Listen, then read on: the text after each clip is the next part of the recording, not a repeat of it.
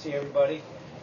First full day of pads. With the pants on, with the thigh boards and everything. Not a bad day. Thought we kind of massaged our way into it, which I'd rather see us come out quicker and sharper. But I do think we got a lot accomplished today. Looking across the board, had a couple of skill guys make some plays today. Ashton Burrow made some plays in traffic across the middle. That was really nice to see.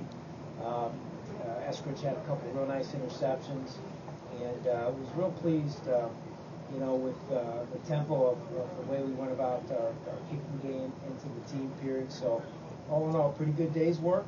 Got some work to do, but we're up to the challenge. So, with that, anything you guys got? Questions? Steven? So Joey Nassib has on. Yeah.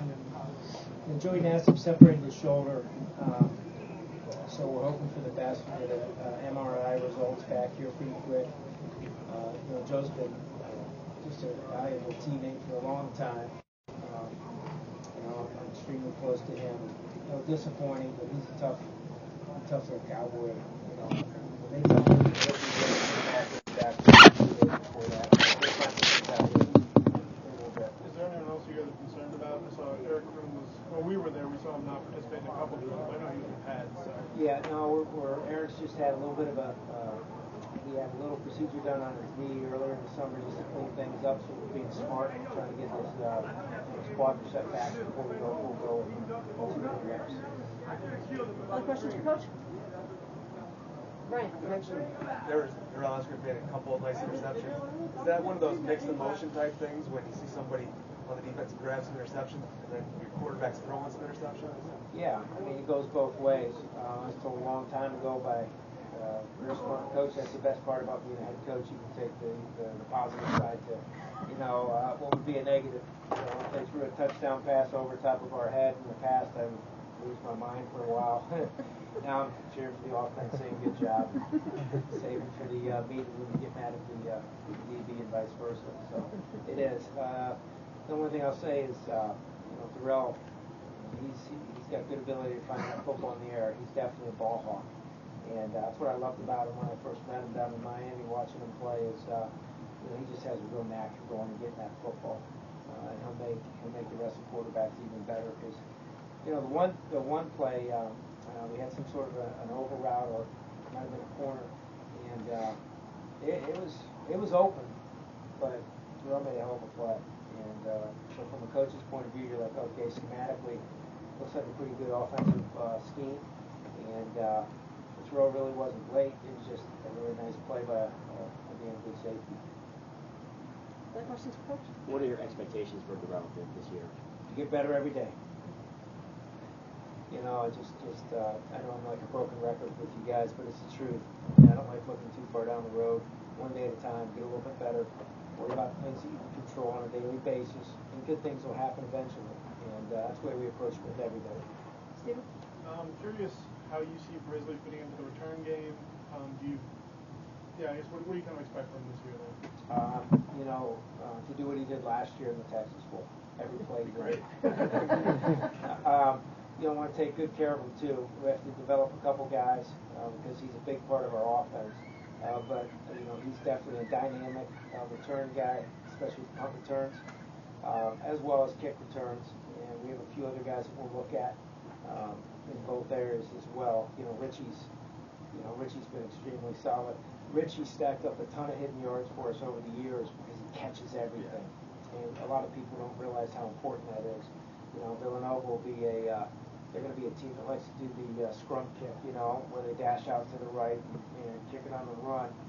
And, it'd be a chance maybe we put two guys back there, try to field some short ones and have our other guy back. So it's nice having a guy like Richie because he's as solid as they come with catching the ball. He can catch everything. And then, we all know Brisley's got a lot of ability. Last year he had that broken finger. We didn't want to make a big deal out of it, but that's when we got away from having him catch punts and kickoffs and that sort of thing. And then that was the beauty of the bowl game. It's time to really heal up, feel good about it. But I think we have some dynamic kids. I told you guys Wednesday. What is today? Wednesday? Okay, so we had some freshmen do some good things. I'm excited about Irvin Phillips. I think Steve Ishmael's got a chance to be a very good player. Adlai Anoise is one of the sharpest kids I've been around in a long time. He's picked things up extremely well, being able to move from different positions, inside, outside. Been pleased with him. Jamal Custis is a raw, young guy out there, but it's hard to teach that 6'6", 235, and he can run. And I'm excited about him. On the defensive side, I like our linebackers, our freshman linebackers. JT's made some good plays. Paris Bennett is going to be a very good football player. Colton Moskell and Zaire Franklin, just what I thought they'd be. You know, tough, hard-nosed kids that learn well. That room learns extremely well. Same with Irvin Phillips. Been really impressed with him. Very few missed assignments for a young guy. You know, and I know I miss some. The young corners, the young DBs in general, like him. Rodney Williams. You guys are gonna like this guy. You guys are gonna like this guy.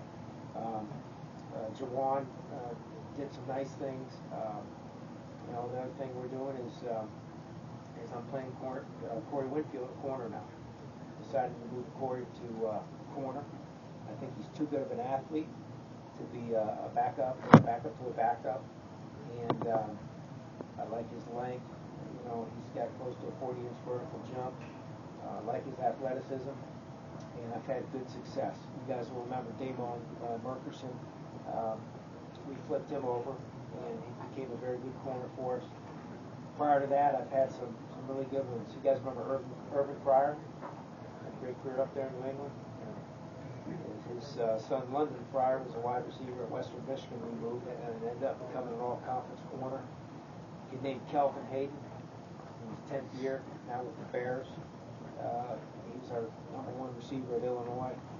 And then Coach Turner hired me and talked him into moving him, and he led the Big Ten in interceptions. I'm not saying Corey's going to do that, but I think there'll be a day where Corey Winfield's a very good corner and very unselfish young man. I hit him on it. He dropped his chin for 5 or 10 minutes, picked up the phone, talked to his uncle, maybe his dad too, and came back in the meeting, was ready to go. And I've been extremely pleased with his work ethic. And that's that unselfishness that we talk about. You know, what can I do to help the team? And Corey Winfield's a great example of that right now. John? That's all right. How did the Tom, guys? how you doing? Pretty good. How you Bombers, doing? go Bombers. Right, that's right. Wolf's getting ready. He's getting ready. And the They report on the 13th, so he's at the river right now with his buddies, getting mentally right to play it. Coach Welch will have him ready. Coach Welch, she's the best. All right, my question is transitioning to full pads today. You know, how did the guys do with that? Wasn't as quick as I wanted it to be. Wasn't as sharp as I wanted it to be at the onset. That's where you miss some of those guys up front that had been around for a long time, because they get that thing right, and felt like we massaged our way into it. So, looking forward to day 2 being better, and tomorrow we'll liven it up even a little bit more. But wasn't discouraged at all. I just would like it to be at a higher level tomorrow, and it will be. Were the guys excited? Were they ready to go? They were excited. When they see live on the script, which we didn't do any live yet, when they see live on the script, it comes alive a lot quicker. And, I have to be smart and careful about that. I'd like to go live every play if we could. That'd be stupid. But, I got to back off and, I'd be a dummy. So we'll get there. Fan Fest, so you guys know, is coming up Saturday. We're going to have a light practice in the morning so the kids are freshened up. We will liven it up a little bit over there in the soccer field. They got a line. I saw it driving in this morning, and I was juiced up, because I know we're going to do some tackling on Saturday. And, hopefully not too many missed tackles, but some blocking, tackling, and, that'll be a blast for the kids. Fans come out and can't wait to see the fans, can't wait to see the kids. We've had a great group of young kids, little rugrats running around these last couple of years. I always look forward to seeing them, and I know our kids do as well. It's a nice break in the action for our kids, just to kind of see, the people they're going to be playing for. The people in the community, the kids in the community they're going to be playing for. So, I guess I'll invite everybody, take a second here to invite everybody out in the community. Come on out to Fan Fest. It's going to be a great day. If we're going to have some of those jumpy gyms and whatever they call those things. And so that'll be fun for the Rugrats, and just come on out and enjoy hopefully a beautiful day of football and a great day to just kind of break the mode you're usually in. Chris? Ron Thompson mentioned maybe having a similar reaction to Corey about being changed last year. You know, he didn't love it at first, moving from defense to defense to up. You know what I mean? I know. From offense to defense. That's what I mean. Yeah. Could you sense that? And at what point in the season did you feel like he maybe embraced defense more? Ron? Yeah. He's an unselfish guy too. You know, he probably whispered it behind the scenes and all that because he was just, a kid that was successful in high school with ball in his hands and that sort of thing. But he's embraced it very well, and I love Ron Thompson. He's once again, he really is. He's an unselfish kid and he'll do anything for the team. But for Corey and Ron both and all those kids, one thing I noticed is they got more phone numbers from pretty girls on campus after they moved to defense. and I don't know why that is. I was a quarterback, and I used to wonder why the defensive guys had that opportunity until I met Missy, and then I said okay. But I think it's a great opportunity for them to enjoy embracing change. You didn't have the quarterback walk with the ladies? I did. I married Missy. What? You know what I mean? Pinnacle was like a slam dunk. Last question, Steven?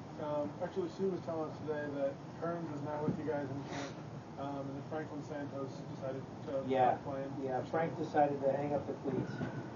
Frank Santos, young man, walk on.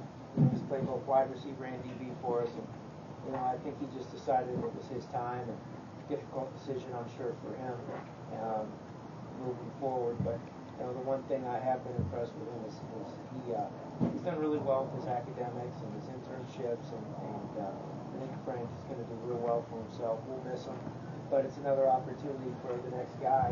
One of the most difficult things I've had to do since I've been here is tell Hearns Laguerre that I wasn't going to bring him to camp early, as well as Kennedy Cadoa and a handful of young men, which is a good problem to have because we haven't had that. So we have guys, looking through that fence and want to be on the field. As a coach, you hate giving a youngster bad news, but with one guy departing, it opens another door up for Hearns, and he was back out there today getting practice number 1. He'll have to go through 5 before he's full go, but you're saddened with one opportunity leaving, and you're excited and you're hyped for the opportunity for Hearns to be back in the salt of the earth type guy. Thanks, Coach. Okay.